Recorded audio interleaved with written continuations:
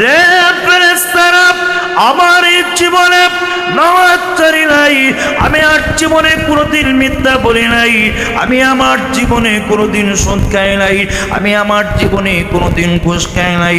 ফেরেশতারা রে, আমার রব সম্পর্কে জিজ্ঞাসা করা লাগবে না। শোনো শোনো, রব্বি আল্লাহ, আমার রব হচ্ছেন আল্লাহ। আমি দুনিয়াতে ধর্ম নিরপেক্ষতা বিশ্বাসী ছিলাম না, একমাত্র আল্লাহকে রব বলে বিশ্বাস করতাম, প্রভুকে মালিক হিসাবে মেনে নিতাম। আমার জীবনের সব কিছুর চাহিদা কামনা বাসনা পূরণ করার মালিক একমাত্র আল্লাহকে আমি ইয়াকিন করতাম, বিশ্বাস করতাম। ফেরেশতারা রে, আমার রব হচ্ছেন আল্লাহ। এবার ফেরেশতারা 2 নম্বর প্রশ্ন করে, ও বান্দা জবাব দাও, ওয়ামা দীনুকা, তোমার ধর্ম কি?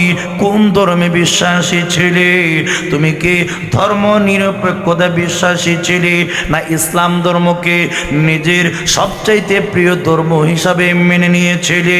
যে মাত্র ফেরেশতা বান্দাকে এই প্রশ্নটা করবে, হাজরিন কেরাম, ইমানদার হইলে, মুমিন হইলে অটো জবান দিয়ে বের হয়ে যাবে, দ্বীনি আল ইসলাম।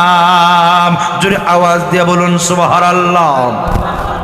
আমার ধর্ম হচ্ছে ইসলাম, আমি ইসলামকে আমার জীবনের ধর্ম হিসাবে মেনে নিয়েছিলাম।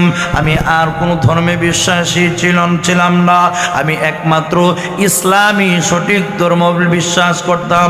ইসলামের যাবতীয় বিধান, করণীয় বিধানগুলি আমি পালন করতাম, বর্জনীয় বিধানগুলি আমি বর্জন করতাম।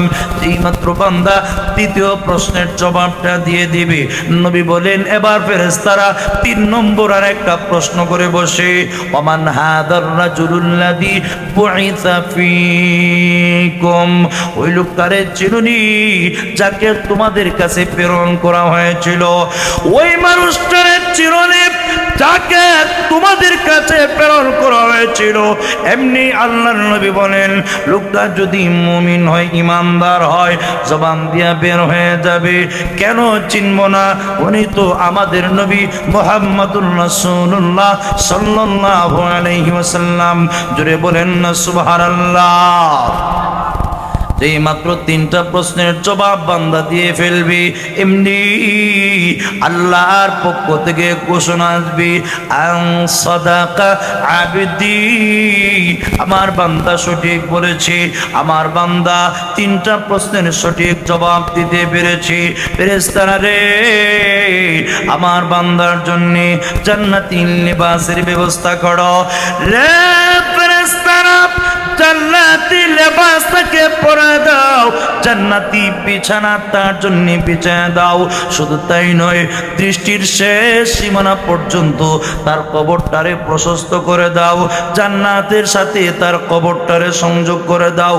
নবী বলেন, এই অবস্থায় জান্নাতের সাথে তার কবরটারে সংযোগ করে দেওয়া হয়, জান্নাতের লেবাস পরিধান করে দেওয়া হয়, আর জান্নাতি বিছানা বিছায় দেওয়া হয়। নবী বলেন, জান্নাতের সুবাতাস, মজার মজার বাতাস জান্নাত থেকে বান্দার কবর পর্যন্ত চলে আসে। আল্লাহু আকবার।